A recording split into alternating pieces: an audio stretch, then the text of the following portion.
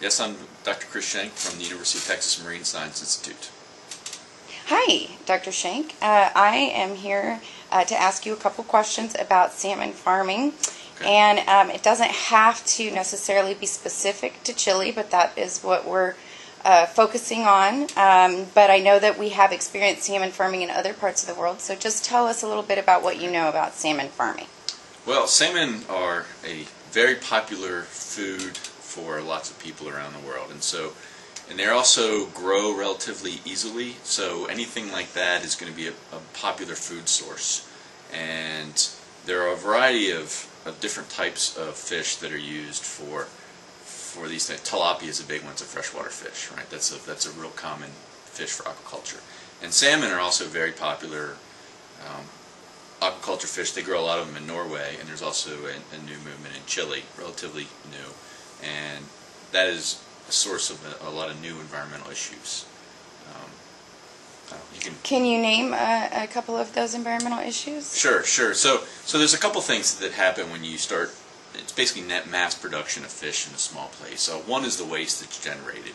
You feed fish a lot of nutrients, and the fish have a lot of waste, and they put it into very small areas. Whereas fish swim naturally in the environment, they swim over larger areas. You confine fish to very small areas. You put a lot of these nutrients through wastes back into the water column in a very small place, and that can lead to a lot of bacterial growth, which basically bacteria chew up the waste, and that can lead to loss of oxygen. It can also lead to a variety of infections from introduced bacterial species and viruses that come in and start taking over where all the waste is generated. Another really big issue is to keep these fish alive. Because disease is so prevalent in these kind of things, they feed them a lot of antibiotics. And those are especially critical because the antibiotics get in such high concentrations in the water that it can then start affecting a variety of the other species in that area, but also the humans that come in contact with that water. And antibiotics can be very stable in the water, so they do not go away.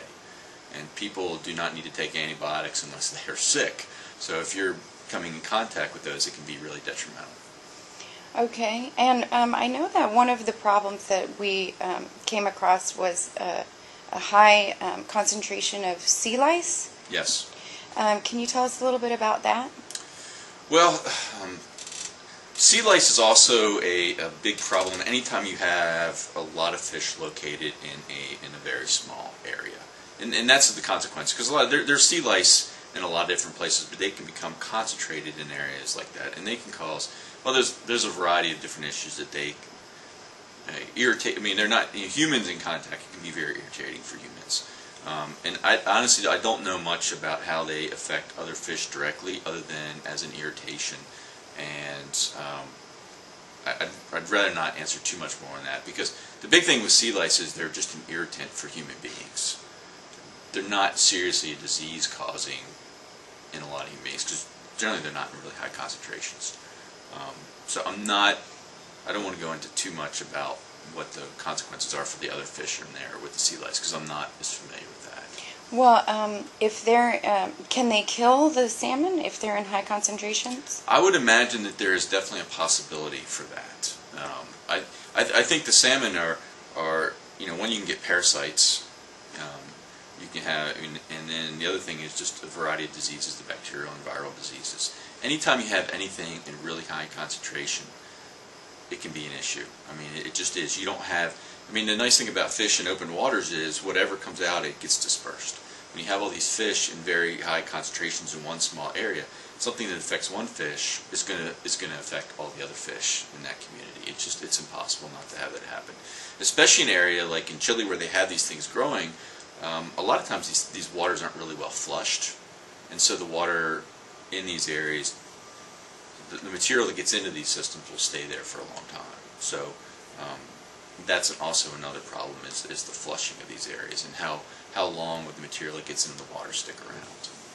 Do you know anything about the pesticides that they were using to get rid of the sea lice? Pesticides are that's another issue. Pesticides are really hazardous because they also stick around in the environment a long time. We hear things, DDT and a variety of other things that we use in the United States for a long time that have been banned for a long time in the United States because we found out how they affected fish and things like pelican seabirds. really, really hazardous, and the problem is they do stick around for a long time. They can become trapped in the sediments, they can become trapped in particles, and they just don't degrade very well. So in the United States, I think DDT's been banned for 40 years. So a lot of pesticides have been banned around here for a long period of time. And I know that in places like Chile, they don't have the regulations that we do in the United States, and that makes a huge difference. You know, a lot of these kind of systems are kind of out of sight, out of mind, and so they don't have the overwatching authority like an EPA or something else. So generally, you know, they're kind of decades behind what we've done in the U.S. in terms of monitoring the environment. And you hope that they learn some lessons, because what's eventually going to happen is there's a good chance that they don't take some measures to keep the environment clean. Well, their fisheries are going to die also, because it just won't be sustainable and it won't be profitable. So there's the balance there between maintaining the environment and maintaining a profitable business. Because if all their fish start dying due to disease or some other cause, but then it's not going to be profitable for them, and all they're going to do is leave behind is an environmental mess. So hopefully there's a way to take care of the environment, and also, I mean, fish is a great food source for people. I mean, it's high in really good proteins and fatty acids. So I don't think it's necessarily a bad thing that people eat more fish worldwide. I think it's certainly probably better than a lot of the meats we eat. But at the same time, you don't want to ruin the environment in the location where you're doing this. I don't think that does any good either. So. Okay, well, thank you so much, Dr. Shank, for your time. You're welcome. Glad to help.